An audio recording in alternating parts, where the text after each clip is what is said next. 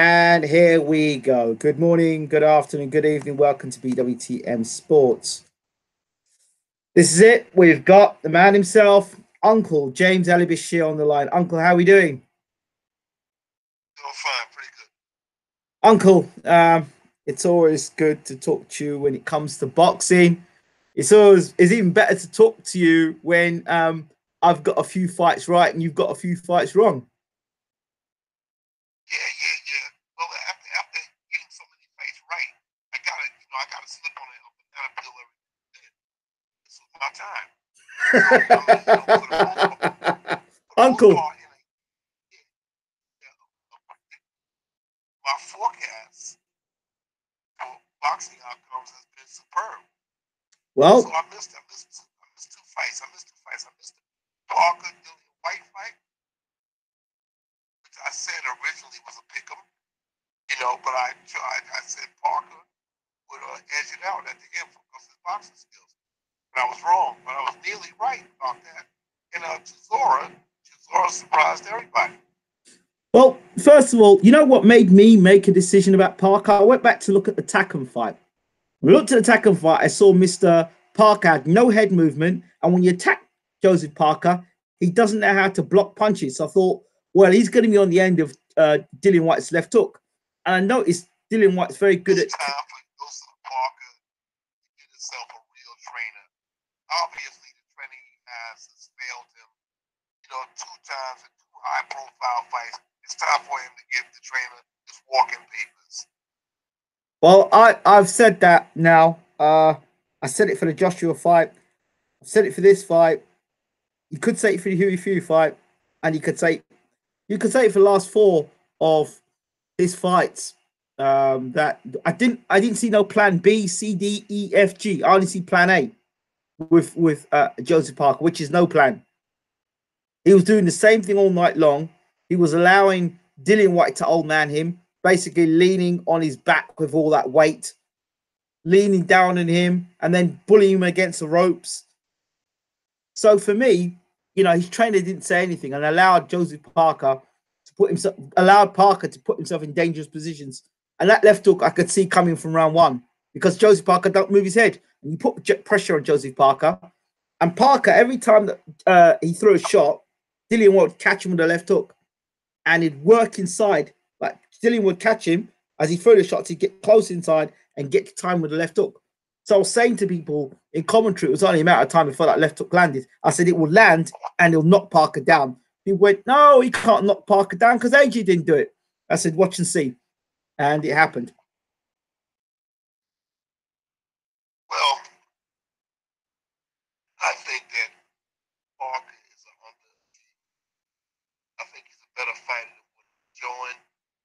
Uh, he seems to be complacent with the fact that he won the first title. That seems to be what he's staking his legacy on. You know? I guess so. Um, his trainer's getting, I think it's 5 or 10% his trainer gets, and the promoter gets 35%.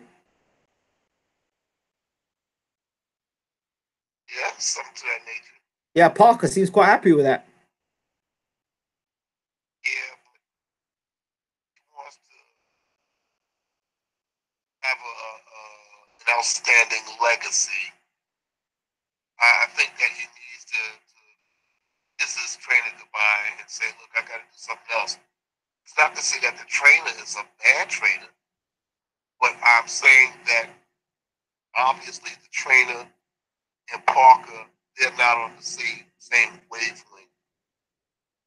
There's no success in two high profile fights. You failed miserably.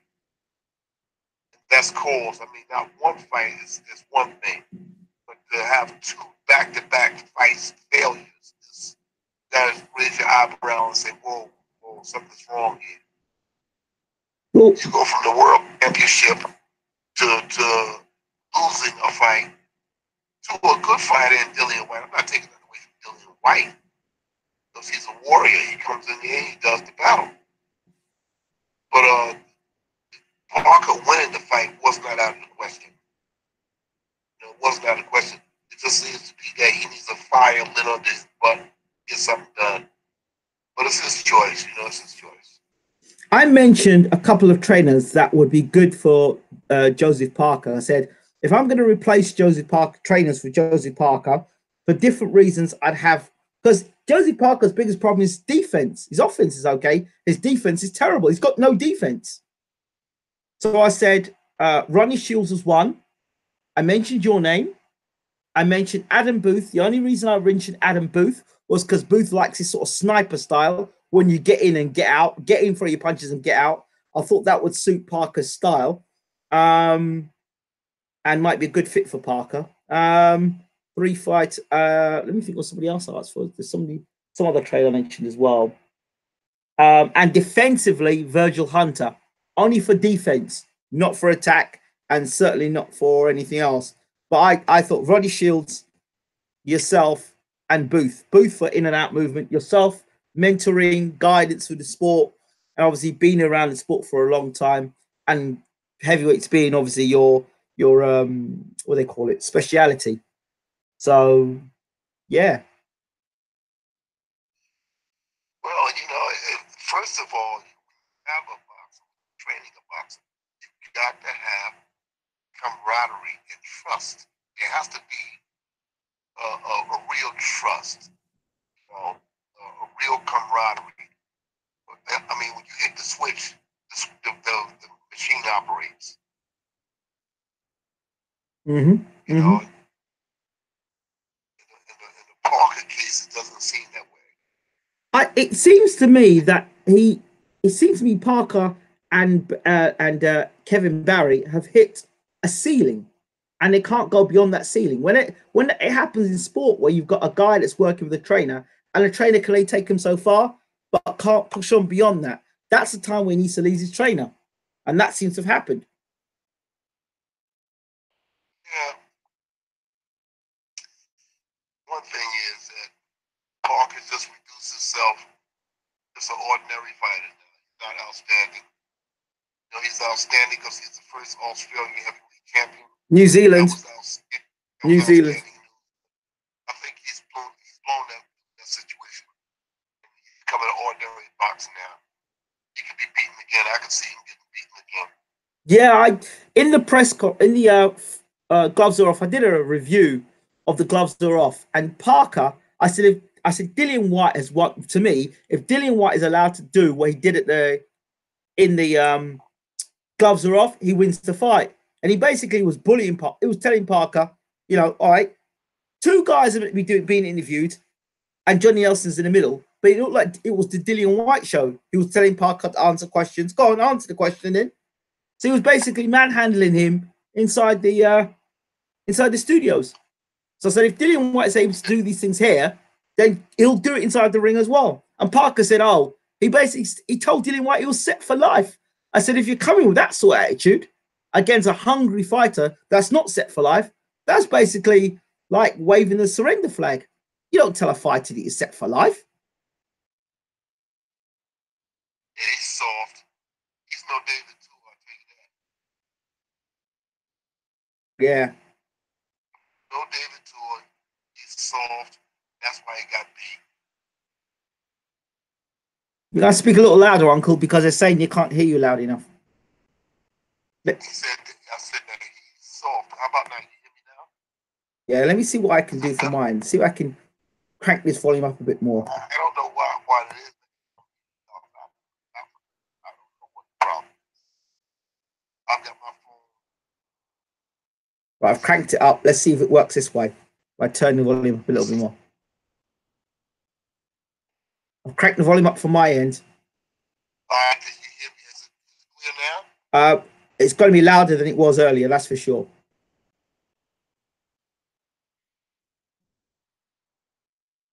So you're saying? Parker is soft. He's soft. I've given up on him. I don't think, like I mentioned before, I don't think you can just suddenly change your DNA within 3 to 6 months. You can't be a guy that in the biggest fight of your career couldn't go for it, and then suddenly you can just train 3 or 4 months later. The biggest fight of your career, the game changer, the thing that set you for life by beating Anthony Joshua. He could have been a global superstar beating Anthony Joshua. He didn't show any sort of passion to beat Joshua in the closing rounds of that fight. How do you suddenly go from that to fighting a guy that everyone expects you to beat, and suddenly you've got all this passion again? It just doesn't happen.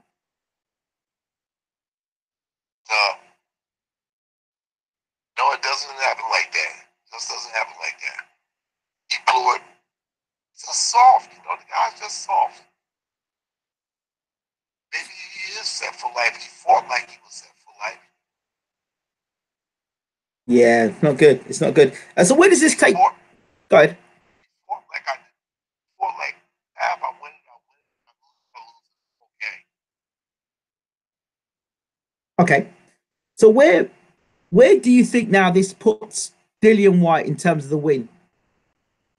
Well, I think Dillian Whyte is thoroughly in the mix now. He's thoroughly in the mix. He can go any way he want to go. He can go to Anthony Joshua, Tyson Fury, Deontay Wilder. What I would like to see is if he wants to stay busy fighting, would be Jarrell Miller. But why would you fight? But Uncle, I don't understand what the big fuss about Jarrell Miller is. Tell me one guy Jarrell Miller's beat. Jarrell Miller has beat what they put in front of him. Okay, but that does.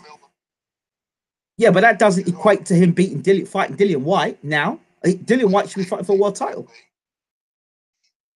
Jarrell Miller has beat guys that they put in front of him. And who are those guys? All right.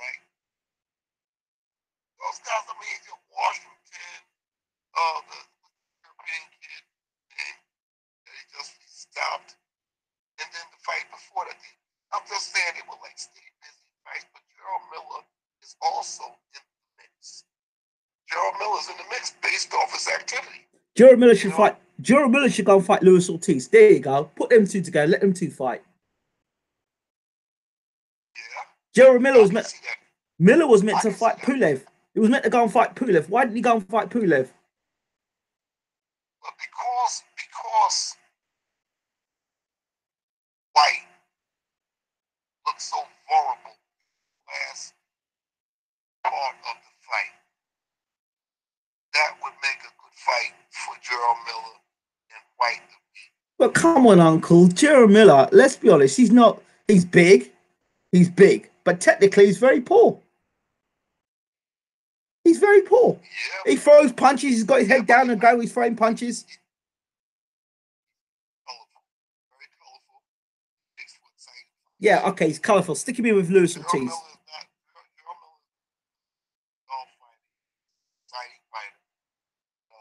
Shortcomings as he may have, still an exciting fighter. Okay, would you train Jarrell Miller? Jarrell Miller and I'm just not that kind of guy. Dillian Whyte, Jarrell Miller, I couldn't train. I look at people's mindset, their personas, and I can tell whether I can work with Jarrell Miller, Dillian Whyte, those guys. I couldn't handle those guys. You know, I couldn't handle those guys. I had my hands full training Shannon Briggs and Jamil McCline. You know, and when I finished with training Jamil McCline and Shannon Briggs, I realized that every trainer can't train every fighter. And Jarrell Miller and Dillian Whyte, they're just too busy for me. They're too busy for me. They're too difficult to train. They got their own idea about how boxing is supposed to be. And, of course, they're going to steer the car the way they want to go because they're the one that's in it. But they're not the kind of guys that embraces knowledge from a boxing sage like myself. You know, I can share some things that would make them better boxers, better fighters. But they have their own concepts of what that betterment is. So I doubt very seriously if I could work with Jarrell Miller or Dillian Whyte. I actually think I think yourself and Joseph Parker would be a good mix, actually. I think I could train Joseph Parker. I think Joseph Parker very well. I can train Joseph Parker, no doubt about it. I think I could train Joe Joyce. You know, Do you know who else I think you could train? Daniel Dubois. I think you could train Daniel Dubois as well. Yeah, I look at that. Yes. And that tells me when I look at the demeanor that yes, I can work with this person. Yes, I can do things with this person. Because those individuals that we mentioned have level-headed. They're level-headed. They're not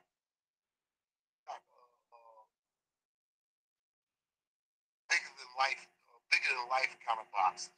Jarrell Miller, Billy White, those guys are bigger than life kind of boxers. They're gonna do it their way. When it comes down to crunch time, they're gonna do it their way. And I don't want to be bothered with that.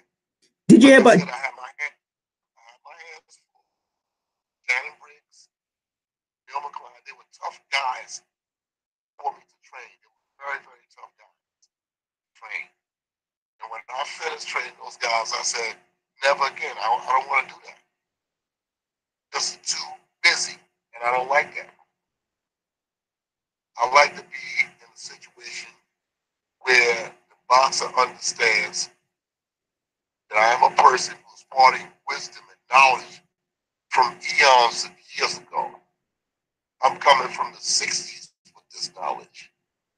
And I'm putting this knowledge in their hands. And I don't want the knowledge that I'm parting with to be discarded like it's nothing. Yeah, I could get that. I get that. Did you hear Joe? I want to feel a sense of achievement at the end of the day. When we leave the gym, I want to feel a sense of achievement. I don't want to be in a situation where, okay, yeah, you said that, but this is the way we're going to do it. I don't like it. So I can look and see Daniel Dubois, Joseph Parker, these kind of individuals. Yes, I can train them. I think. Oh, did you hear that Joe Joyce is now training with Abel Sanchez? Yeah.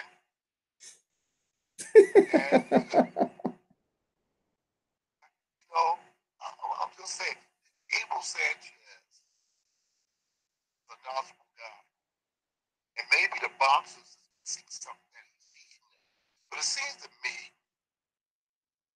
that every time his high-profile fighters get into a fight with anybody that has any knowledge or application about boxing, they lose control. I watched Triple G with Danny Jacobs, watched it with Canelo, and it seems to me those guys was giving Canelo a boxing lesson. GGG. Boxing, a hiding. They just didn't do enough. Had they had more confidence, application, knowledge, I don't know what it was, but they didn't have enough to win those fights. That's why I agree with Triple G winning the fight with Danny Jacobs. I agree that Triple G won the fight with Canelo. They just didn't do enough. They had the ball in hand. They could have if they had just stepped on the gas a little more than won those fights. It seems to me that the guy's being trained by Abel Sanchez. And mind you, Abel has been around this thing a long time. It seems to me that something is missing in their boxing apparatus because when they get in with good boxers, they seem to lose control. It seems like they have no back door. Like they don't have a parachute when they get in with good boxers. So you can't just embrace brute strength and power. You gotta have some boxing skills, and you gotta have something to neutralize the boxing skills of your adversity. Uncle, you have to hear this. As he says, Golovkin is so talented, he would be a champion with any trainer. Golovkin is a rugged, tough, throwback, Russian type fighter. But if I took Golovkin and put him in another era, like the 70s, 80s, I don't think he would be the same. I don't think he would be a great boxer in the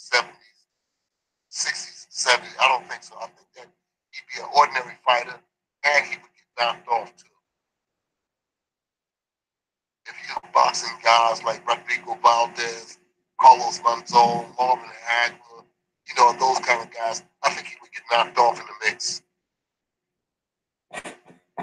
You know, I can't see Golovkin dealing with a guy like a Lindell Holmes or Roy Jones. Guys would beat the brakes off of him. What about Golovkin, John Mugabe? Golovkin, John Mugabe. You'd have to lean towards Golovkin because of his success. But I think the undoing of John Mugabe was the fact that they took the Marvin Hagler fight. Had they avoided that Marvin Hagler fight, John Mugabe, I think, would have been a much more of a bigger star. But that one fight destroyed Mugabe. He destroyed him emotionally, you know, and after that day, he was never the same. Yeah, that's true. That's true. So let's talk about Derek Chisora and Carlos Takam. I was saying in commentary that Chisora was getting beat by Takam like a father would beat his son. Right. That's what it was like.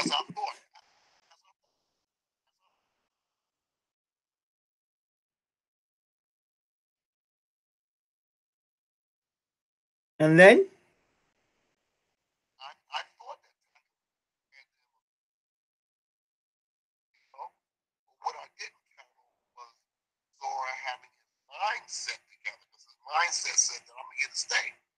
Because of what the forecast is, I'm here to stay, and I'm going to prove tonight who I am.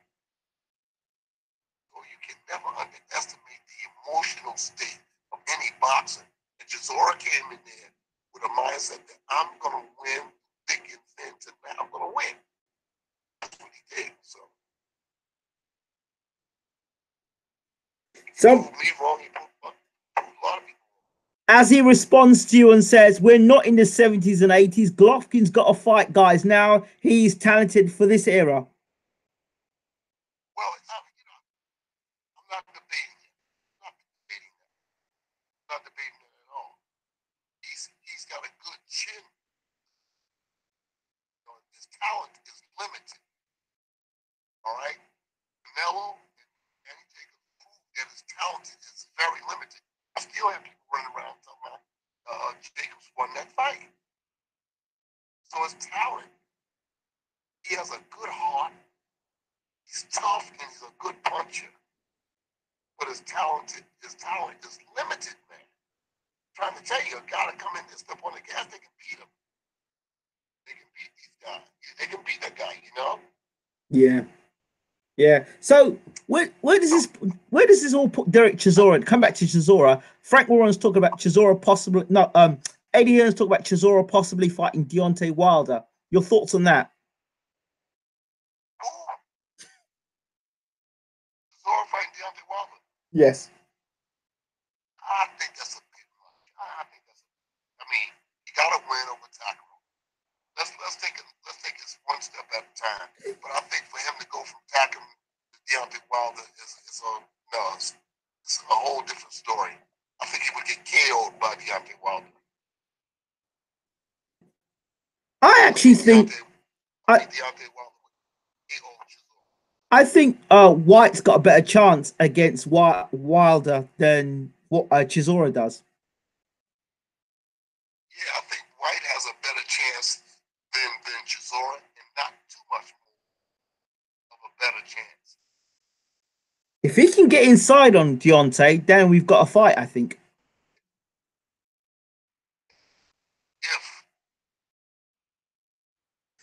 If. Yeah, that's it, really.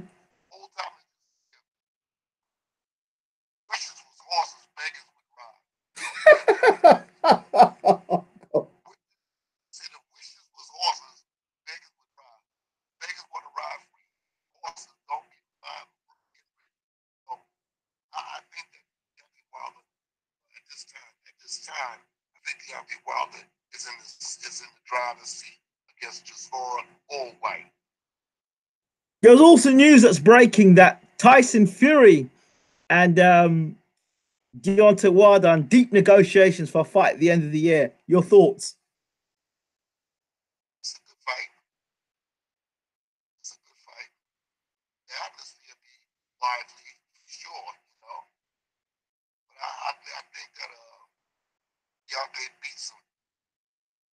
Deontay beats him, I think that Fury hasn't had the kind of work that he needs to prepare for a Wilder fight. But Fury is a different kind of guy. You never know what he's going to come up with.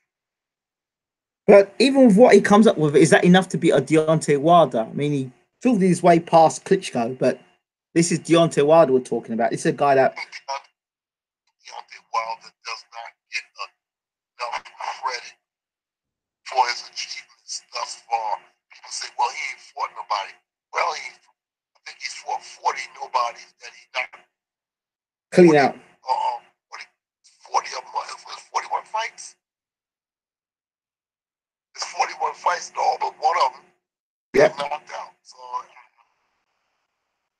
I'm made to pay attention and respect to that.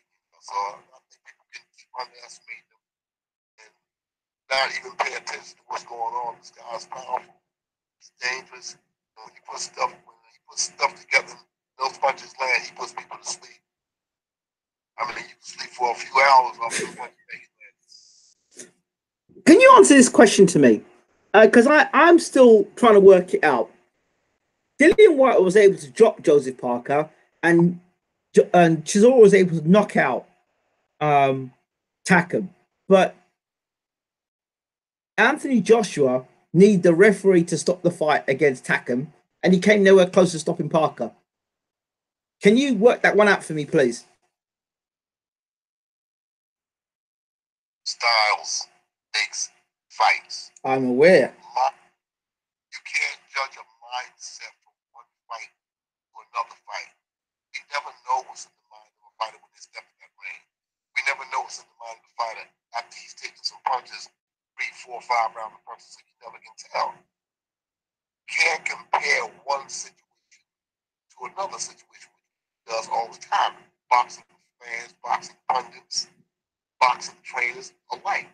They always compare one fight with another. The only thing you can do is look at the fight and say, well, this is something that he's capable of doing or something that he's not capable of doing. So that's neither here nor there with me, what Parker and AJ did and what this person, that person did. I don't move like that. I need something more concrete. Okay, so right. Okay, so the same AJ that couldn't get Takam out there, the same AJ that couldn't get Park out there is going to blow away Povetkin in a couple of rounds. Does that make sense? Who said he's going to blow Povetkin away in a couple of rounds? A lot of these people that like to sit down and listen to the channel say they're going to blow Povetkin away a couple of ways. They said Povetkin is his hardest fight of his career, bar none. That's what I've said. Well, Povetkin's going to be. I expect that Povetkin is going to be a difficult fight. I expect, based on what I saw him doing the ring with Vladimir Klitschko, I expect, but who knows? It could be him in a cut, one clean right hand, one clean left hook. Anything can happen in the fight, But I think AJ is aware that Povetkin is somewhat of a threat, that he'll be fully prepared for Povetkin when he steps in that ring. I'll be with Povetkin in a couple of weeks with Vlad Sirenko as a sparring partner. Okay, so talk to us a bit about Vlad Sirenko sparring with Povetkin. How tall is Vlad Sirenko again? Vlad Sirenko is 6'4". Okay, so he's around the same height. I tried to get him in AJ's camp. Nobody ever responded, so I guess they're all right. I guess they're okay, So I took what available. I took the opportunity to go into Povetkin's camp. So you'll be able to give us a better insight as to how Povetkin's preparations are going. Yeah, pretty much. What are you expecting to see Povetkin when Vlad Sirenko spars with him? What are you expecting to see? What do I expect Povetkin to be in the weight class? Yeah. I mean, in terms of what are you expecting to see of Povetkin in terms of by the time you're going to start sparring with him, what are you expecting to see as a trainer? expect Povetkin to be a very aggressive spar. I expect one to be very, very aggressive. I don't think he's going to try to box with AJ. I think he's going to try to get on the inside and do his work. And I'm warning Vlad Sirenko to be aware of that. We have to be aware of that. You don't want to get knocked out in the training camp. But that could happen. I mean, with these guys, it's rough guys. Povetkin is a tough guy. So when you've got this sparring session now with Vlad Sirenko and Povetkin, are you going to want these trainers who are going to say, don't take it too hard on my guy? We only want to get a couple of rounds and we're getting out the ring. What sort of preparations will you be? What sort of sparring will Vlad Sirenko be having with Povetkin? I'm putting my guy into a sparring session. I'm not going to let him get his brains beat out in a sparring session, but I'm not going to hold his hand. I know from this, I've been in 1,000 training camps over the years, and I know what good sparring is, and I know what bad sparring is. I'm not going to let my guy get his brains beat out of the camp. If somebody's trying to, if Povetkin or anybody's trying to prove something, then I'll just pack my bags and get out of there. I learned something over the years. It's a fool who stays in a situation and does not learn. Many, many years ago, George Cavallo and George Foreman was fighting each other in Madison Square Garden. And I was invited into the George Foreman training camp, Houston, Texas, and we finished up in New York, in the streets of New York. They built a ring on the outside of the garden. And I had a young boxer, and I kept him in George Foreman's camp down in Houston. And we came up to New York and we continued to spar with him. But then I was just starting out as a trainer. So I was learning. I was still learning stuff. I realized some years later that I had made a big mistake in keeping my spar partner in that training camp. Because my guy was never the same fighter after we finished the George camp. George Foreman beat my guy senseless. Wow. But I maintained. They kept, giving us money, saying, stay here. He's a good sparring partner. Blah, blah, blah, blah, blah, blah. But after that camp was over, those 5 weeks, he destroyed my guy. He destroyed him. My guy was never the same. He was never, ever the same after George Foreman. So then I learned from that effort that when your guy does not belong, then pull him out, get him out of the camp. Wow. Over the years, I've done the same thing in a lot of Mexico camp. I have gone up to different trainers. I said, listen, I don't mean to insult you, but your guy doesn't belong here. You should get him out of here before he gets hurt. And the average trainer would say, no, he's okay. He'll be okay. He'll be okay. I said, right. Okay, that's what you think. But I always associate what happened in George Foreman's camp to what I see in sparring camps now. And sometimes the fighters do not belong in those camps. You don't belong there. You're not good enough yet. You're not strong enough yet. You're not skillful enough yet. And you get the worst of it. You're taking a beating here that might be a career ending. So I tell them, get the guy out of here because he doesn't belong here. So when you've got Vlad Sirenko now, what have you got on your hands in terms of his capabilities? And he's going to be sparring with Povetkin. Do you see that's going to be even spar? Do you see that's been a spar where Povetkin will probably get on top? Or do you expect Sirenko to shine? Sirenko's a young, powerful. Vlad Sirenko's a young, strong, powerful, and he can box. He's clever. He has a long history in the amateurs. And he knows how to handle himself. But again, as I said, if I see that he cannot handle it, I'll pull him out of it. There's no shame. There's no shame in saving your fighter. Right. I'm going to go into the Povetkin camp, with an optimistic point of view and say, we're going to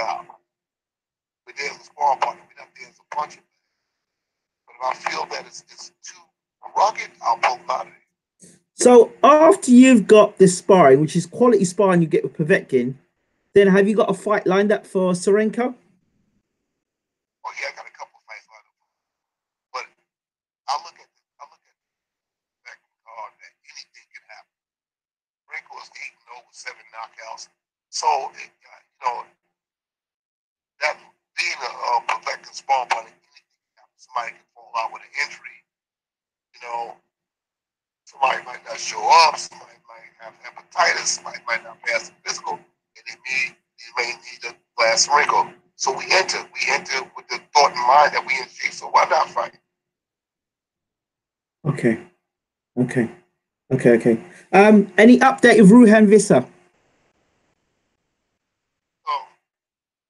Gwen goes to Cape Town this Thursday, Okay. and they'll have a final decision on the outcome of this testing. But by all indications, there's a lot of things that's wrong with this drug testing. Too many people handling the samples. So people with other interests, other vested interests, with other promotions could have tampered with it. But everything is pointing that this stuff is nonsense, BS. So he's going to a hearing this Thursday. We'll have the final. Wow. We've got attorneys and everything on it, and by all accounts, they've got different people who has handled the samples. Wow. Handled the samples. You can't. Everybody's not supposed to handle the samples. Interesting. Very, very interesting. What about Ivana Habanzin? Is it Habanzin? Habazin, yes. How is she? And what's going? I know last time we spoke to her not too long ago. How is she? And what's going with that? Our goal is to be in the ring with Cecilia. Our goal is to be in the ring with Cecilia Brecos. That's our goal. That's our goal. So we want to stay busy until we get Cecilia Brecos back inside the ring. Well, that would be an interesting clash. Yourself versus Jonathan Banks. Yes. It would be. But I'm looking for that fight. Looking to get in the ring with Cecilia Brecos. That's the goal. That's the immediate goal. Get in the ring with Cecilia. She's a very good boxer. And Ivana working with me, I think that I'm going to upgrade her situation as far as boxing application is concerned. I think it's going to be much better for her. I'm teaching her things that she obviously didn't know. I'm bringing something new to her repertoire that she obviously didn't know. There's a lot of things that she didn't know. Okay. But now playing with me, and I'm introducing.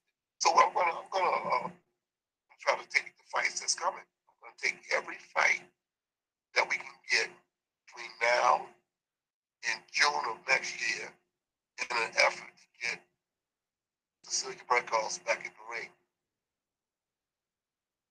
Well, can you not reach out? I don't know how relationships are between yourself and Banks, but could you not just reach out and go straight and say, look, we'd like to fight your girl?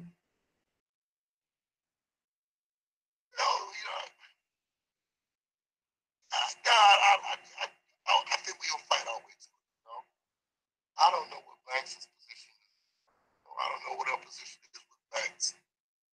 We'll earn it. We'll earn our position. We'll fight. But one thing I like about Ivana is that she'll fight anybody. So Cecilia is our goal, but anybody in between that, we'll fight with anybody in the division. That's the welterweight. The welterweight or middleweight, we'll take anybody that's there. What about Katie Taylor?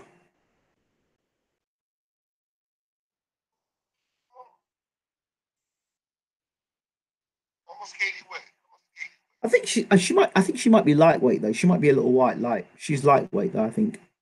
Yeah, well, Ivana is fighting between 147 and 150. She has a belt now. She has the IBO middleweight belt. But Okay. she's actually a welterweight or junior middleweight. That's what she was saying to me, that she'd rather fight at the lower weight division. She took the middleweight title because that was the fight that they had for her. But I'd rather see her fight at 47 or 54. Okay. Back to Usyk. He's now looks like him and Bellew are next up. It's a good fight. It's a good fight. That's a really good fight. What are they going to fight? The cruiserweight or heavyweight? I believe that it's going to be at heavyweight. Does it make a difference at cruiserweight or heavyweight, Uncle? Oh. Why? Because Usyk in the amateur, well, plenty of heavyweights. Usyk was a heavyweight in the amateur. He was fighting super heavyweights. So that's not going to make a difference. Okay. What makes it such a good? But I don't think it's going to affect. I think Usyk always comes to the fight 215, 214, maybe 216, and he does his job. I asked you a question last time regarding Usyk and whether you would take him back, or whether you could work in that environment again. Bear in mind, there's been some problems with his trainer, rumored that he's busted up with his former trainer. Again, I've got to ask the question: is this something that you would be interested in, or is it something that now you've moved on with? I'm just, I'm interested in being successful as a boxing fan. This is my passion. This is what I chose to do. And I can do it with Usyk, or I can do it without Usyk. My legacy in boxing is not defined or relegated to just one boxer. I can do with Usyk, or I can do without Usyk. In the business venue, opportunity came, and they said, "Okay, would you come in and train him?" Of course I would. Of course I would, because that's what boxing trainers do. But am I longing for it? Am I waiting for it? No, I'm not. I'm moving on. I want to talk about loyalty, Uncle. Loyalty with fighters to trainers. And do you think that fighters should have the same loyalty? Loyalty is like some drink. Loyalty in anything is what you ask the question, what is that something to drink? Loyalty in boxing in terms of partnerships. Loyalty in boxing has waned over the years. I mean, Yank Durham and Joe Frazier had a relationship. Muhammad Ali with Angelo Dundee, they had a relationship. Marvin Hagler with the Petronellis, they had a relationship. They had a chemistry, and they worked the chemistry all the way to the end. I think that a trainer's expertise is shown when he can come in with a fighter that has been injured. When I say injured, I mean when their career is faltering, and then the trainer can come in and make the difference and bring the fighter back to life. Give them a tune-up, so to speak. Like we spoke earlier about Daniel Dubois and Joseph Parker. In my mind, you don't wait for something to go wrong. You do what you call troubleshooting. You look at a fighter and see what needs to be corrected before it goes wrong. And I see a lot of that. I see a lot of flaws in a lot of fighters in the world today. A lot of flaws. It's just waiting for somebody to capitalize on those flaws. I'm the kind of guy that goes in troubleshooting. I look at things that can go wrong, and I try to correct them before they do go wrong. I'm constantly in Vlad Sirenko's face. I'm constantly in Ron Visser's face. I'm constantly in Ivana Happerson. I'm always in their face saying, listen, you're doing this wrong, you're doing that wrong. You need to correct this, you need to correct that. And Ivana said something today that she likes to do. I said, okay, but don't say I didn't tell you. Don't say I didn't warn you. All right? If you can find a way to do what you're doing here and be safe, all power to you. But I'm telling you that you're making this mistake and you need to correct it. Wow. So loyalty. See, loyalty goes in one ear and out the other. Now, we have some experts in the room, Uncle, that believe that Usyk is feather-fisted and doesn't think that Usyk can hurt the top heavyweights. You've trained him. Is that true or is that false? Second punch. The second punch good. Punch good. He's a with good competition. He's a good puncher.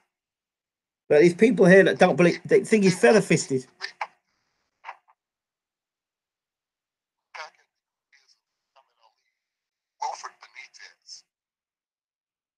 Two guys that was considered non-punchers. If you look back at their careers and look at their career records, look at how many knockouts they had. But it was always considered feather-fisted punches. Wilfred Benitez, Muhammad Ali, they wasn't considered big punches. But if you look back at their careers, you look at the knockouts that they had, the stoppages that they had. You know why?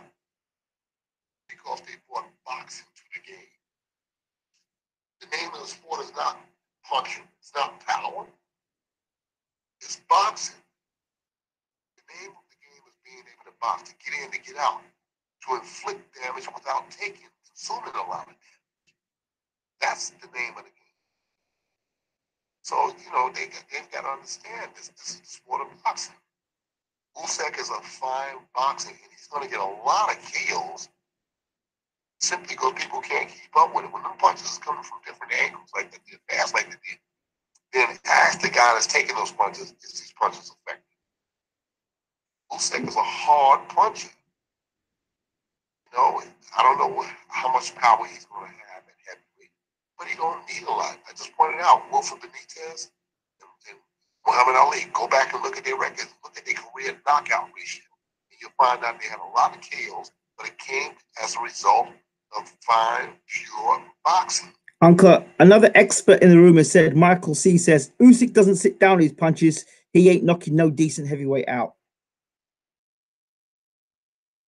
Well, it remains to be seen. You know, Muhammad Ali didn't sit down on his punches. He knocked down a lot of heavyweights. Muhammad Ali never sat down on his punches. And he knocked out a lot of heavyweights. Including George Foreman. What are these experts talking about? Do they understand the name of the game is not we going to a boxing show or we going to a point show? Because the name of the game is boxing. Boxing skills is what gets you in and what gets you out. If you got good boxing skills, you can get killed. Because nobody wants to be beat on. I've seen a lot of guys go in the corner and say, listen, I'm done. Case in point, Lomachenko. You've had 2 or 3 good top standard fighters quit. Walters. Who else? Walters. Rigondeaux. But it was somebody between Rigondeaux and Walters. Another one, right? He stopped Walters. Somebody after Walters. Who came after Walters? Lo and behold, those fights were stopped because Lomachenko was issuing a beating to those guys. They said, I'm not going to take no more. So it all boils down to good boxing. Usyk is a boxer. You know, everybody's not going to sit down like a Garcia. Everybody's not going to sit down and punch like that. And you even Usyk's boxing skills did to Garcia. Yeah. They wrapped Garcia up in a little plastic bag and sat him on the shelf. He couldn't do nothing. Why? Because Garcia was sitting down. How does Usyk versus Joshua go? People. Garcia was sitting down. He sat down so long that he almost.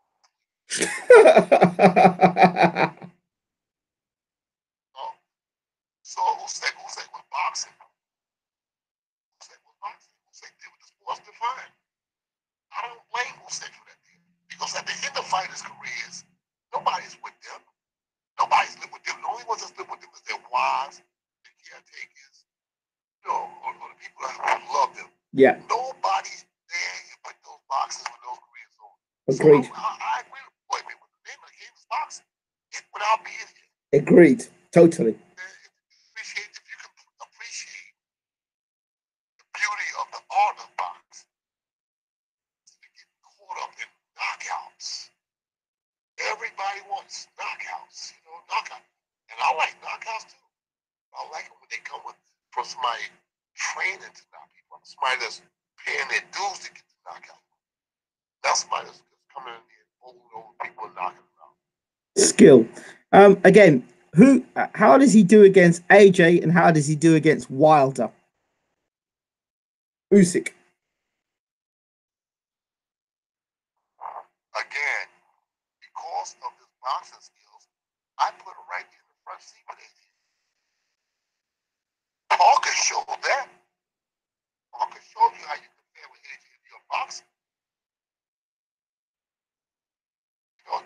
Jarrell Washington was controlling Deontay Wilder with what? A jab. He controlled him with a jab. But then what happened? But then what happened? He sat there in the middle of the road. Balls come past you. When you get ran over. What? Say that again, Uncle. When you stand in the middle of the road, you get run over.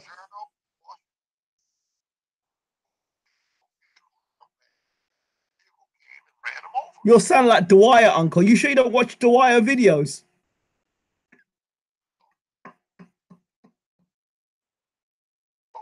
I'm just saying, I'm calling a speed of speed. There, waiting around, looking around like somebody to come meet him for some kind of an appointment or something. Wait for some kind of appointment.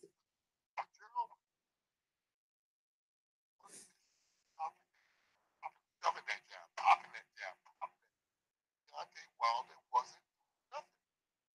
It seemed like he was in a trance, like he was being mesmerized by Jarrell Washington's jab. I think Jarrell Washington was out in front with the knockout game. Am I wrong? You're right. You're absolutely right. He was controlling the whole bout jab. Dupas was controlling Deontay Wilder with a jab. And then what happened? I didn't say Deontay could punch now. I didn't say he could punch. I'm saying that good boxers, I'm saying that in regards to the question you asked me, I'm saying that. Let me tell you, I had Maurice Harris for years. Yeah. And I had Maurice Harris box with Mike Tyson, with Lennox Lewis, with Ray Mercer. These guys were guys couldn't inflict no damage on Harris because Harris was a smooth, cool boxer. The name of Harris's game was hit, not be hit. Beautiful boxer. Maurice Harris. He was a beautiful boxer, and nobody could lay a glove on him. That's what made him so unique. That's what made him in demand in those sparring camps, because he was just so beautiful of a boxer. And when I look at Usyk reminds me a lot of Harris in a different way. But he's nimble with his feet moving. He's here, he's there, and he's everywhere. And he's not getting hit. He's not getting hit. That's the name of the game. Uncle, You go home and one. Yes. can you clarify or clear up this story that Johnny Nelson made that how Alexander Usyk went into camp with Klitschko and embarrassed Klitschko behind closed doors? Never box. Gotta make a list. That's all I can say. Not while I was there. I was in the camp. I was in the camp when Usyk was there. Usyk didn't box Klitschko. He did not box Klitschko. So I don't know what Johnny's talking about. Johnny must be talking about another time. Maybe about the Vitaly Klitschko when I wasn't around. But I was there every time Usyk was Klitschko. And that sparring session didn't. That sparring session didn't happen. I heard that he sparred with Klitschko before this fight with Garcia. You know, I heard rumors that he was sparring with Klitschko in Ukraine. But he didn't spar with him while I was in the Klitschko camp. So you're saying, which Klitschko? Vladimir Klitschko? Vladimir Klitschko and Usyk was sparring for the Garcia fight. Why would he do that? Sparring. So, I don't know. Usyk and Klitschko were sparring for the Garcia fight. That don't make no sense. Well, it could make sense because of punching power, because of strength. You say that sparring sessions for different reasons. No, not because of just height. Okay. You set up sparring sessions for power. Power can take Vladimir around. Push Vladimir can move him around. You know, so it makes sense to me. Well, hold on. So are you? What? So Vladimir still got the hunger to box, still, Uncle? Vladimir's boxing. Vladimir's boxing every week. Every week, Vladimir boxes at least 2 or 3 times a week. So he told me. So what's he trying to do? Is he attempting to come back Vladimir Klitschko or not? I don't know what he's trying to do. I don't know what he's trying to do.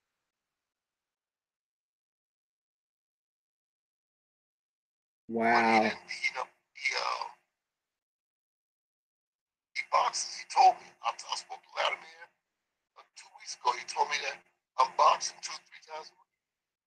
Wow. Wow. Wow. 2, 3 times a week. It's amazing. Yeah, he says he likes boxing. That is something. That is something. Wow. So, does he do anything if he tries to come back now? I don't know. You know, boxing for me. All right, somebody might have a rebuttal to what I say, but boxing to me is watered down. It's not like it was in the 50s, 60s, 70s. It's watered down because there's not a lot of good teachers in the sport. You know, there's not a lot of good teachers in the sport, and that's why the sport is watering down. So with today's landscape being what it is, it wouldn't surprise me if Vladimir Klitschko or Vitaly Klitschko came back to box. It wouldn't surprise me because they can get away with that. So they can get away with it in today's landscape. So you're saying Klitschko's 3 times a week, Klitschko's training? I mean, unless he, I mean, what? Listen to me. He told me that he was in the gym and that he was boxing 2 to 3 times a week. He didn't say, I'm boxing 15 rounds or 20 rounds or 8 rounds or 5 rounds. He said, I'm in the gym and I'm boxing.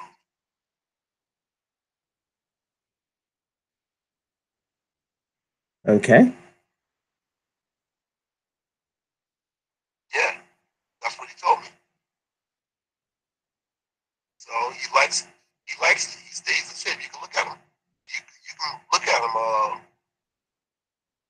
Instagram and anything. You can look at him and you can tell that he's doing something. I mean, he's 41 years old. Look at his body. Yeah. Wow, that is something. That is something. You know, the task that a guy like AJ has is to hold on to that title and hold the title for 5 years. Vladimir Klitschko, I think he held the title 11 years. Yeah, it was a long reign. Larry Holmes held the title for 8 or 9 years. So I'm saying that's the task for AJ to do that. To be able to stay in the saddle that long, you know, to establish his own legacy. But in today's boxing is so watered down because there's simply no teachers. There's simply no teachers. If you sat back inside the gyms across the world and watched what was being taught to the boxers, then you would understand why the sport is watered down. Because it seems to me that people are basing everything on sensationalism instead of pure boxing. The name of the sport is boxing. Did you manage to see Robert Easter versus Mikey Garcia? Yes, I did. I thought it was terrible. I thought Robert Easter boxed terribly. Ineffective. I didn't think he used his jab the way he should have done. No feinting, nothing. Mikey Robert down, beat the brakes off him. Walked him down the entire fight. The entire fight, he just walked him down. I mean, Robert Easter got to be at least 5'11", 6 feet. That's the thing. Huh? Yeah, that's the thing. I expected Robert Easter to keep him on the jab when he came in, hit him with uppercuts, turn him. That Garcia should stood a chance with him. 5'11",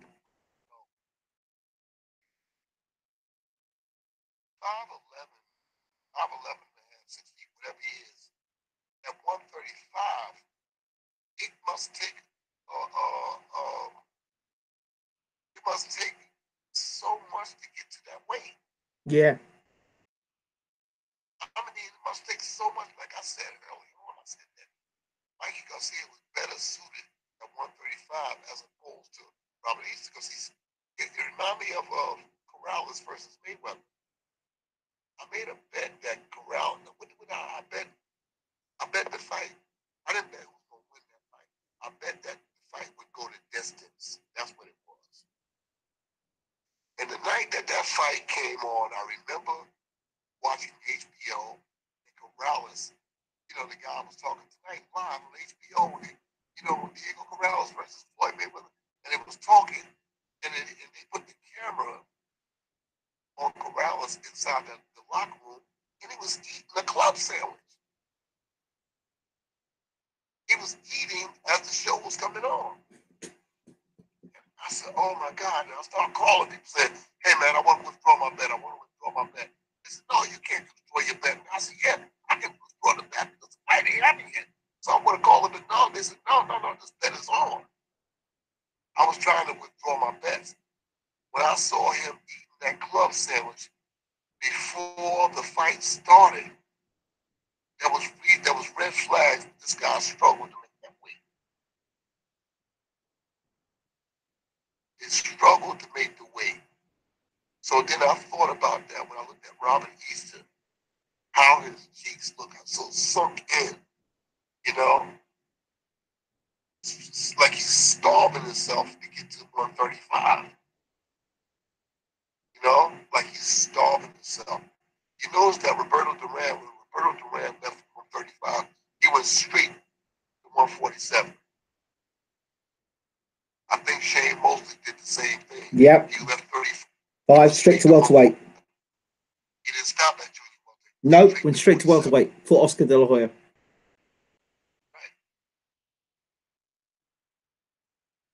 What do you make of this talk of Errol Spence and Mikey Garcia? I think it's silly, really, but maybe you've got a different thought on it.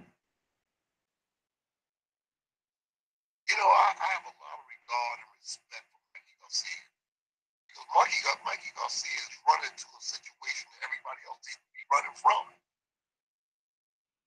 You know, he's running to a situation that everybody else seems to be running from. He says, yeah, I want Errol Spence. Yeah, he said, I want the biggest, toughest guy out there. Errol Spence seems to be that guy. But yeah, I'm going to bring him. I I want Earl Spence. And to me, for Mikey Garcia, that's a win-win situation. It's a win-win situation because if he loses, everybody expects him. If he stays and there goes the distance, wow, he gets kudos for going the distance. Mm-hmm. So he's in a win-win situation. I think Mikey Garcia is going to do good with Earl Spence. Okay, fair enough. Not because he has a special style or special kind of punch and power, because he has a special kind of mentality. Yeah. That I'm not afraid of you and I'm coming to fight. Yeah, absolutely. Final question. I'm not afraid of you and I'm coming to fight. Lose or that's the whole thing. Yep. That's what made George Foreman the fighter that he is. That's the thing that made George Foreman who he is, because George Foreman wasn't afraid to fight. You can't camouflage fear. Mm. You know? George Foreman wasn't afraid to fight with nobody. He liked fighting, and that's what made him so good. Uncle Stephen Pemberton asked, "Can you ask Uncle what techniques are the modern trainers neglecting compared to those of the past?" No, I can't tell you that. I didn't think you would say. Because you don't want to train trainers.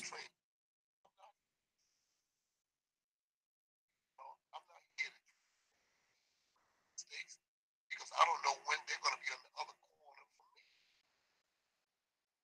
They say, "You dumb idiot, you told us what to do."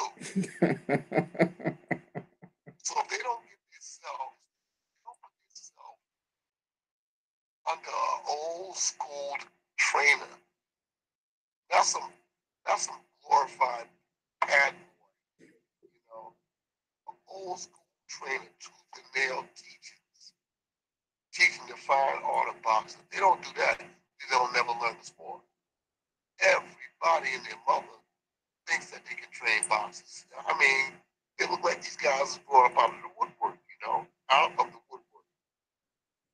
And I look around and the boxers don't even appreciate the people who have the knowledge.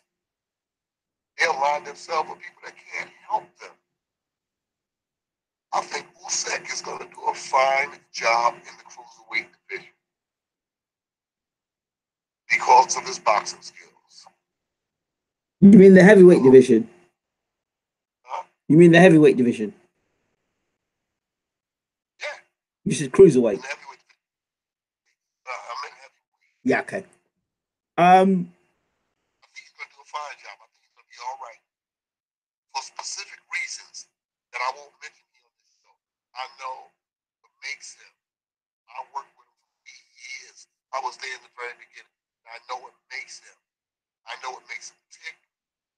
I know what gives him drive. I know what gives him incentive.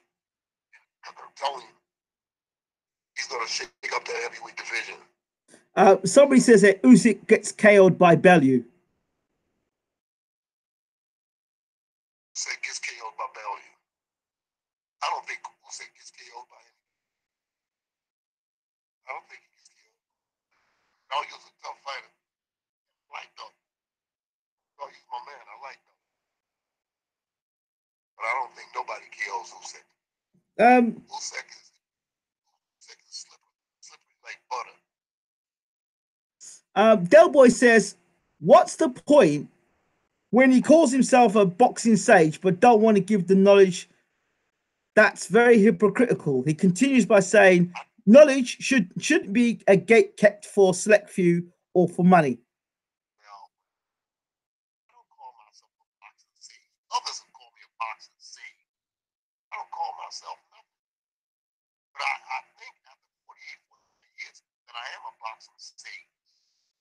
And I don't think that I should part my wisdom here to make other trainers bump their wisdom up so they can give me a hard time when I bring my fighters to fight. No, I don't want to say it on the Yeah, no, I'm not going to say it. Go to your local gym and find another boxer. Uncle. I'm not going to tell you nothing. I don't want to tell you stuff because it makes my job harder. If I come on a show with a blackboard pointing out the flaws that these so-called trainers are making, and they'll be prepared to give me a hard time. I just want to make I just want to make. Wait a minute. Wait a minute.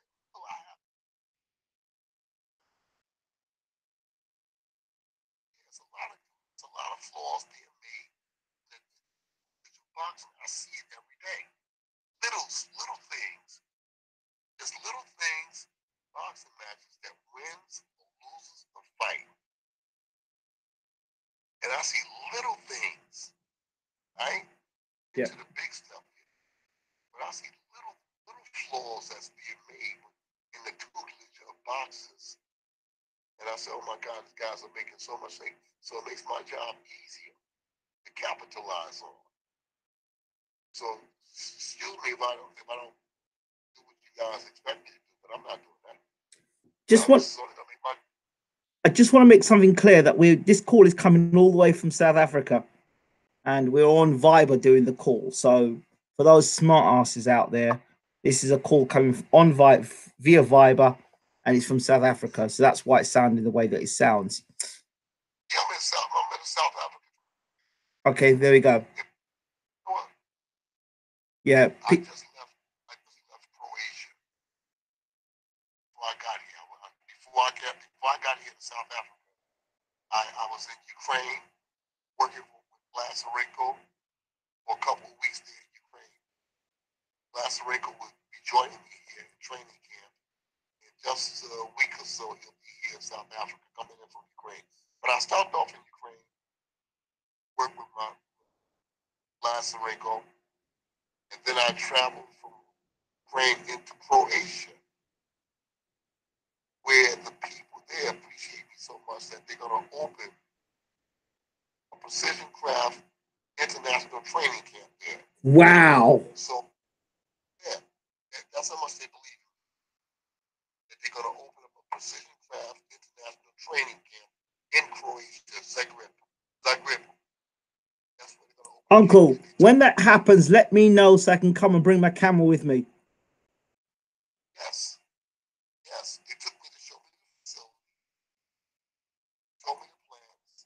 I did 2 press conferences while I was in Croatia, which is a beautiful country. I've been flying over that country for years. Didn't realize how beautiful the country was. Wow.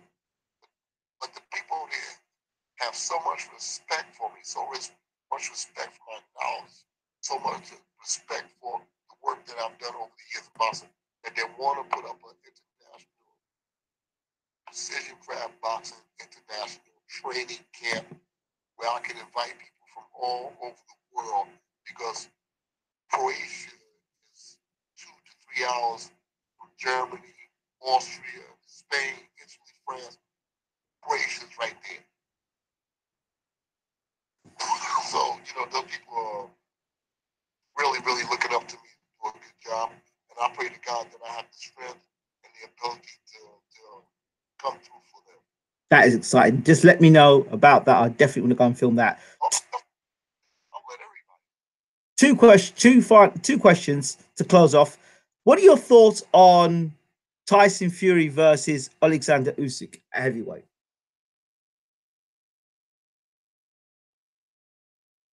I think it's an ugly fight. I think that's an ugly fight. Tyson Fury versus Alexander fight is ugly. That's all I have to say about that. I think styles make fights. I think that's no. I can't see that fight happen. Okay. It's a very ugly fight. And your thoughts on Luis Ortiz?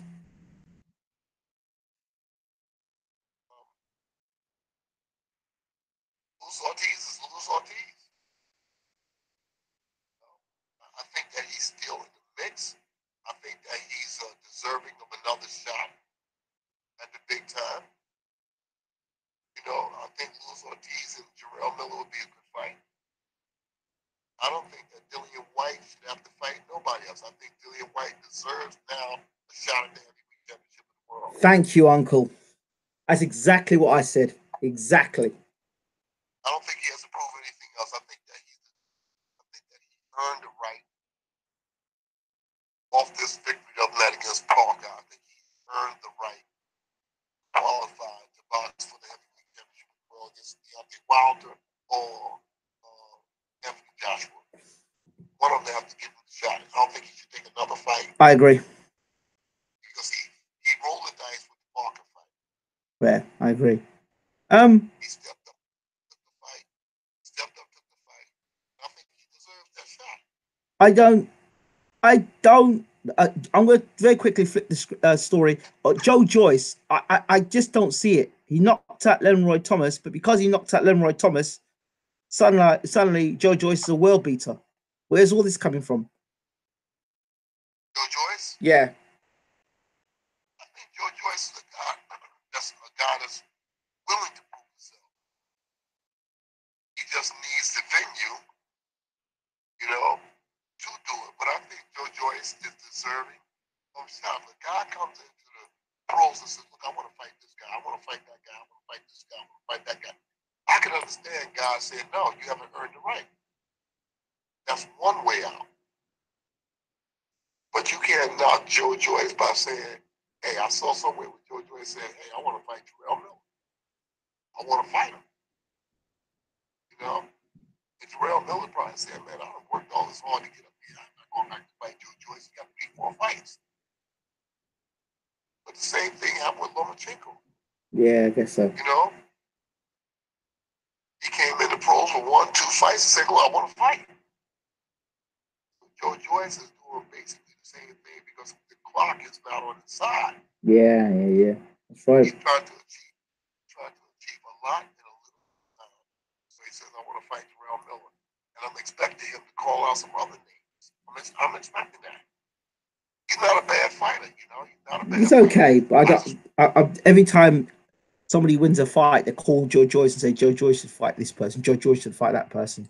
I think he's been elevated faster than people should be elevating him, based on beating Leroy Thomas. Like I said, Joe Joyce is trying to stay busy. He deserves the right. Deserves the right to fight. Yeah. Now, you know what? I think should beat Joe Joyce. I think that'd be a good fight. Who? For Gerald Washington. Yeah, that's a good fight. Yeah. I think that'd be a good fight for Gerald Washington. Okay.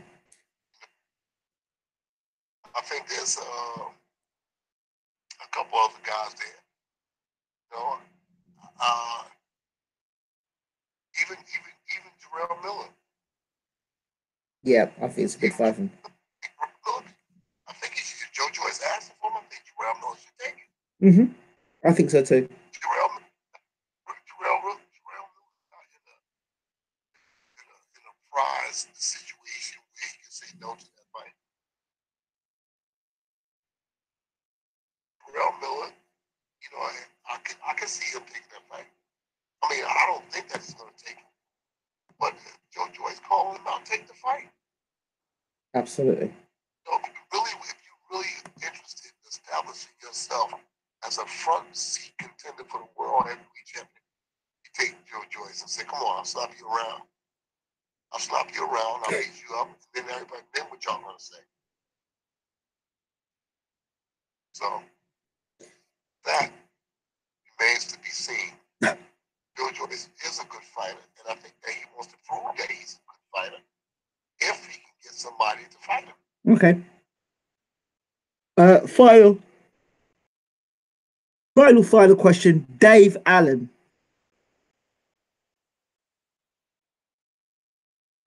Dave Allen is a moderate fighter. He got a good win the other night. Was that a credible opponent that he fought? That was 11-0, but he was sloppy defensively. He's always been sloppy looking, and defensively, you know, one of these guys that doesn't pay any attention to his defense. So Allen got him with an overhand right, which was good. But Allen was getting beat for the first 4 rounds. Right. And then he landed that punch. Yes, but the guy was credible. That's one thing. But The guy was credible. he was unbeaten, so. At least Dave Allen. See it on the internet. Dave Allen. I didn't see the fight. But everybody is picking him up like he did a good job, like he deserves accolades for the fight. I don't know. You know, everybody is praising him like he did a good job. So, you know, I saw pictures of it. Dave looked like he had trained at McDonald's somewhere. I mentioned this too, but you know, Dave's now. It's what the rumor is that he's getting a new team around him.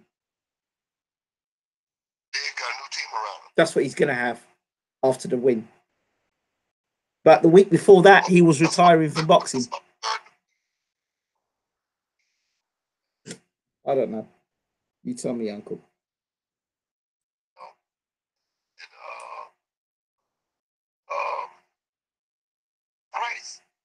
Price. Yeah, I know. Concentration. Emmanuel Stewart said something a long time ago. He said if a fighter cannot survive the rigors of the gym, daily rigors of the gym, he said if a fighter cannot survive the daily rigors of the gym, then he's not going to make it in the sport. These guys come in the boxing ring, you know, spare tires around the waist and stuff. I said, you know, how can these guys perform at optimum levels with this gut? You know, so I'm concerned about that. I implore the people I work with to get down and do the work. To get down and do the work. Do it, everything that's required. I don't believe in this high-tech stuff. You know, there are people probably in your listening audience that would condemn me for it, but I don't believe in this high-tech, you know, this aerobics and I don't believe in that stuff. I believe stuff in training should be relegated to what's going to go on inside of the boxing ring. You know, I'm old school where I say push-ups, pull-ups, skipping rope, climbing ropes. You know, those are the things that relegate what prepares for boxing. But I see now they got all kinds of, you know, running around tracks and running up and down stairs and stuff that has nothing to do with boxing. See, yeah, but again, you know, but help the guy get in shape or either overtrain a box. You know, I see people that does more stuff that's not related to boxing than stuff that Do related it boxing. to boxing. I agree. But, hey. I don't, you know, and I tell the people that work with me, if you're looking for that, then you might as well look for something else because I don't do it like that. And I get good results from my training. Good results. Because I have vested interest in boxing. This is my life. I put my whole life, my whole adult life, I have vested interest in boxing. That's all. Anybody else looking for anything else, and they have to go somewhere else. But this boxing is watered down now. The whole sport is watered down. You know, I come in contact with people all the time. Say, I don't watch boxing like I used to. People I knew that watched boxing in the 60s, the 70s, 80s. I don't watch it. It's just not the same no more. You know, it's just, they always say it's just not the same no more. I don't feel the same about it, you know? I can understand that, Uncle. That's what they say. Well, I don't blame him. After watching Robert Easter fight the other night, it was disgusting. A man that tall and that long should not be getting beat up by a guy like a midget like Mikey Garcia. I'm sorry. Yeah, he got beat up.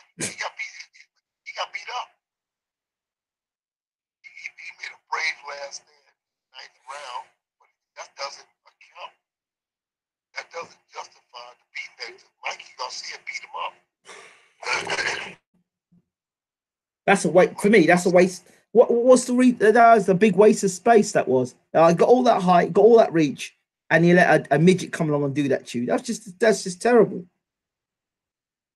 But you know what? I think Mikey Garcia's brain trust knew that Easton was struggling to make that weight. I guarantee he was. He was struggling to make that weight. And Mikey understood that. And Mikey put the opening belt. He never stopped pursuing it. He never stopped pursuing it. Very seldom find somebody pursuing Tommy Hearns around the ring the way Mikey Garcia was pursuing Robert Easter. He wouldn't have dared do that. If that was Hearns with that right hand, he wouldn't dare to pursue him around the ring.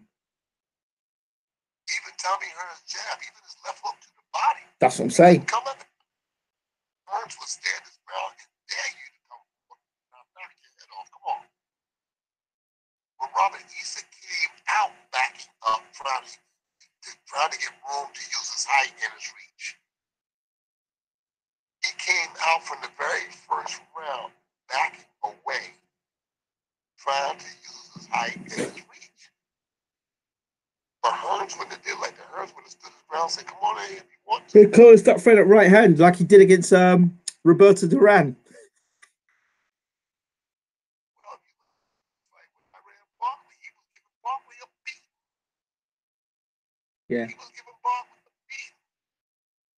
You know, all respect to Barkley, he took it, he came back and knocked Hearns out. Yep. Hearns was giving Barkley a beating in that first fight. I remember watching one of the first fights I watched in his boxing was the second fight between Hearns and Barkley. I've followed Hearns' career later in his career as he moved up to cruiserweight, like from super middleweight outwards. That's why he started with Hearns. That's why I say, you know, you got a guy like Arturo Gatti, Hall of Fame, the International Boxing Hall of Fame. But you got a guy like Ivan Robinson that beat Arturo Gatti twice in his prime. That's not the Boxing Hall of Fame. It doesn't make sense to me. It doesn't make sense. When you take a guy like Ivan Robinson out of Philadelphia, beat Arturo Gatti twice in his prime, he's not the International Boxing Hall of Fame. Well, hold on. Sylvester Stallone's in the Hall of Fame as well, so don't go there. There are a lot of people that's in the Hall of Fame, like by appointment. By appointment. Yeah, if you know somebody, you get it. But you got a guy like Iran Barkley, who's not in the International Boxing Hall of Fame, beat Tommy Hearns twice in his prime. Well, Tommy Hearns wasn't in his prime at that time. Well, what was he? What was he? How many times did he?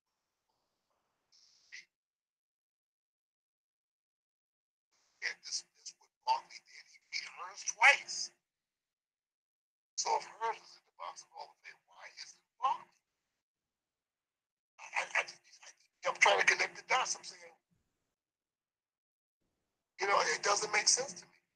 Agendas, uncle, agendas. Oh, well. Nothing nobody can do about that. Agendas and politics, you know how it goes, and hands under tables. Oh, man, I'm telling you something. Boxing isn't what it was. Boxing isn't what it was. Boxing has become a joke. It has become the new where WWE stopped, boxing's taken over. It's not WWE. Where WWF stopped is where boxing's taking over. You got WWE for wrestling, and boxing wants to be the next sort of wrestling setup. People throwing tables and chairs, fighters jumping in the ring and calling one another out. The next thing you have promoters walking down, coming ringside and calling out other promoters for their fighters to fight. The only thing that's left now is for there to be Box Nation versus Matchroom, or BT Sports versus Matchroom. That's all you need to do, and have all the BT fighters on one side and all the Matchroom fighters on another, and it's like SmackDown versus Raw. I'm telling you, and Eddie Hearn could be Vince McMahon. I'm telling you, that's where boxing is today. It's just a complete joke. Yeah, it's starting to be. And it's so bad, you know what the script's going to be. You know what's going to happen. You know when people are ringside that certain people are going to jump into the ring. Like I said, I'm just waiting in an arena for a promoter to come walking down, making an announcement, calling one fighter out to another. I'm just waiting for it to happen. Yeah, it's a joke that people take the AJ Wilder fight. Oh no. That fight so hard to make. They made Joe Frazier Muhammad Ali in a couple of days. They made George Foreman and Muhammad Ali in a couple of weeks. You know, why is this fight so hard to get? My fear is that we won't get AJ and Wilder in their primes. One of them is going to get beat, then they're going to try to sell the fight to us. Yeah, we all know what's going to happen.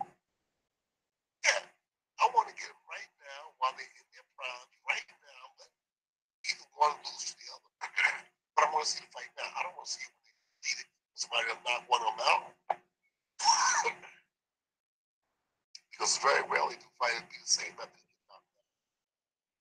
Very few fighters that can raise their game after being KO. Klitschko was one of a few guys. He got knocked out a couple of times. He came back a couple of times. Mm-hmm. Every fighter can't do that. No, they can't. He had a hunger. He had a desire. You know, he had a hunger and desire to be the best. That's why he was able to come back from Layman Brewster, you know, from Corey Sanders. You know, he was able to come back from those defeats. So that's it all in a nutshell, you know.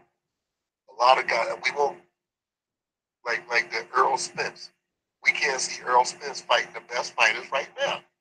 We got to get a little guy like Mikey Garcia to move up the fight. Because everybody else in the division. I think Crawford wants. I think Crawford wants him. I'd like to see the Crawford fight more than I want to see the Garcia fight. Yeah, to be honest. Yeah, me too. I want to see Garcia versus Crawford. I want to see that. I want to see Garcia versus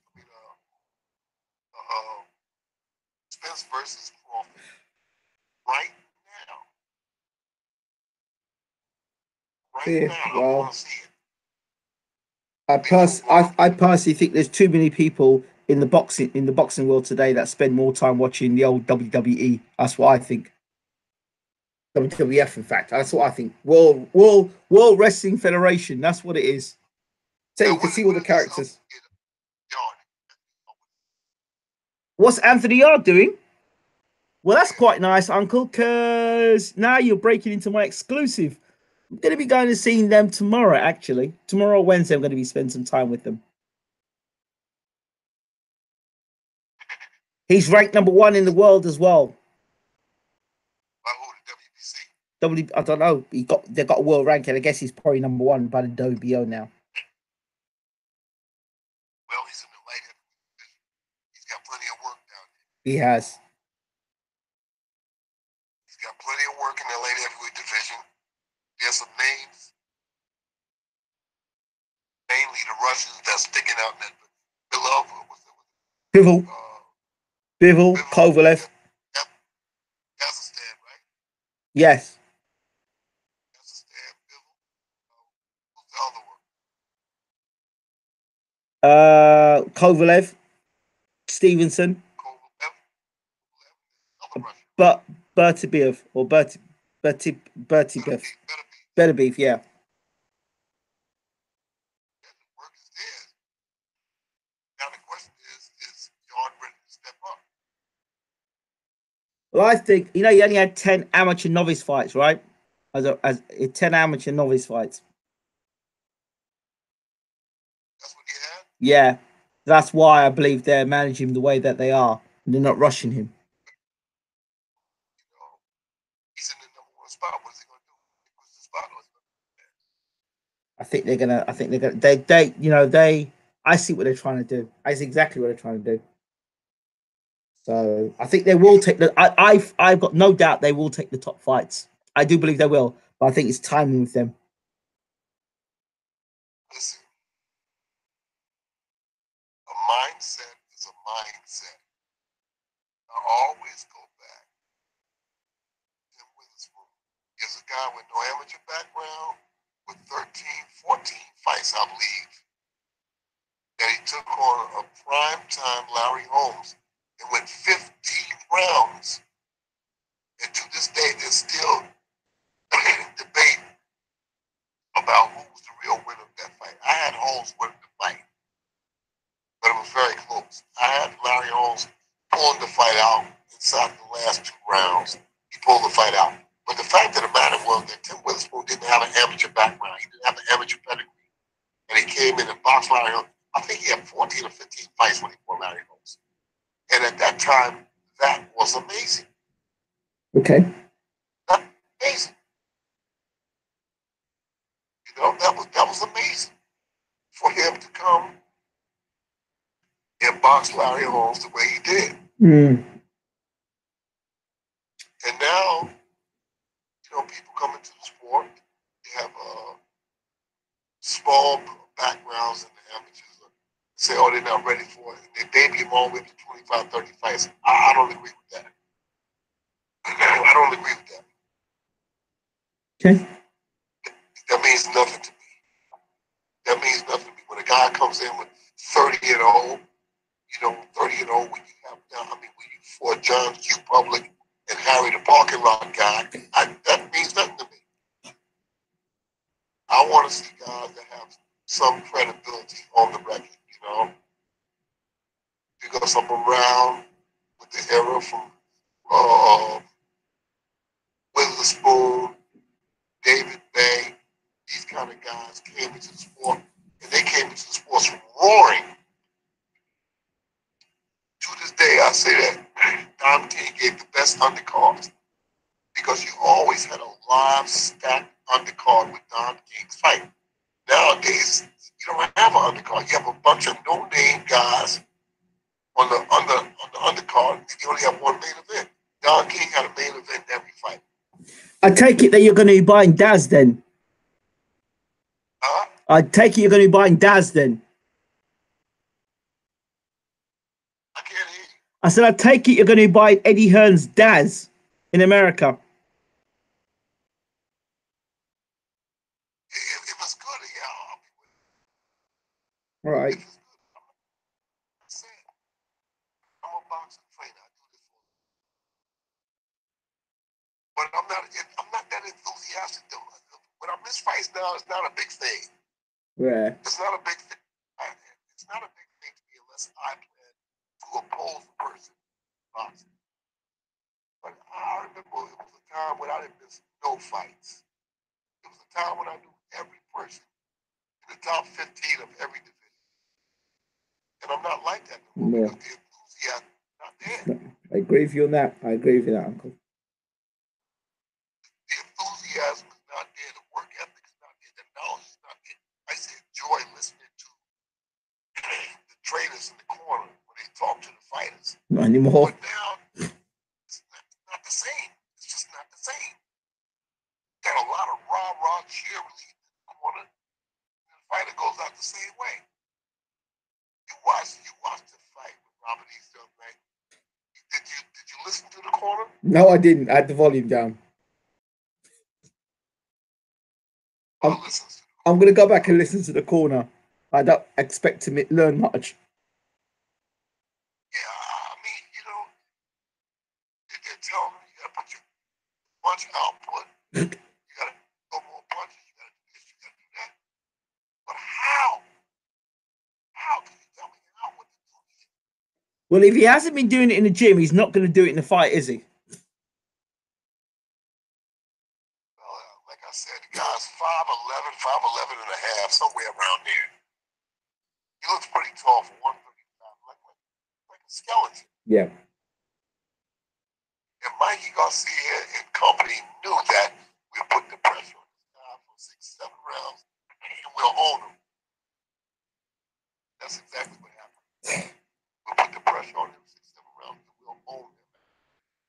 Absolutely. Well, Uncle, when I see Tunde tomorrow, or when I see him on Wednesday, I will definitely be using that Tim Witherspoon idea, or yeah, and I'll be using that Well, with him. he's in the number one spot. I knew another guy that was in the number one spot, and his chances never materialized because he just let him fade away. Hector Camacho Jr. was rated number one by the WBA, and he never got the title shot. He never materialized into a good fighter. He just never materialized. He was the number one contender, and it just slipped away from him. Yeah. So Anthony Yard has got to have one thing in mind, is that I've trained to get here to the number one position, and for what? Do I back down because I don't have a background in the amateurs? Do I let my opportunity slip me by because because I'm in the number one spot and it's too much for me right now? Because you got some good guys at the top. Kovalev, Biffle, Beterbiev, those guys can fight. And those guys have Stevenson. extensive amateur backgrounds. Yep. So now we got to find out, does Anthony Yard want to fight? Can he handle it? Can he handle it? Soon find out, Uncle. This is the final point. Ingram, tell Uncle Bashir to take some honey with turmeric for his throat. Sounds pretty rough, to be honest. Yeah, I'm down here in South Africa. Summertime, we all have I don't know, somehow cold or something. So yeah, I'm gonna swallow some lemons or something. I gotta do something. But it's wintertime down here. That's what the problem is. Wow. You know, in Ukraine and Croatia, it was summertime. I get off the plane down here and it's biting cold. Dang. Wow. So I gotta do what I gotta do. Come on. What do you say, honey, turmeric, and lemon? Turmeric. Turmeric. Turmeric. Let's say I know what it is. Turmeric. I know what you're talking about. Oh, okay. Yeah. Definitely.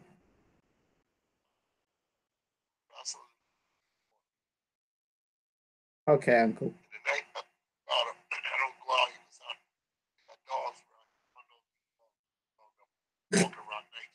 Oh, Uncle, you better stay in and get some good rest. No, once I'm in my room, I don't go outside. I'm just trying to watch people. Dogs don't know me. That's it. Right on the deck, That man kills dogs. He got beat up in the fight. That's not good, Uncle. No, it's not. Well, Okay. you stay safe. Uncle, thank you as always for your wisdom, knowledge, and understanding. Yes. I hope I made the difference. That's when I write my tell-all book, then they can find out everything that I know. Sounds good, Uncle. Sounds good. Have a good night. You too, Uncle. Thank you so much. Yep. Take care. So there you have it. Uncle Bashir giving us his exclusives and his news. I hope that you've enjoyed that. Went on a little longer than I expected, and I was meant to have Rick Ramos tonight. It's been a long day and a long evening and a long night. I hope you've enjoyed it. Thank you so much for watching. Take care.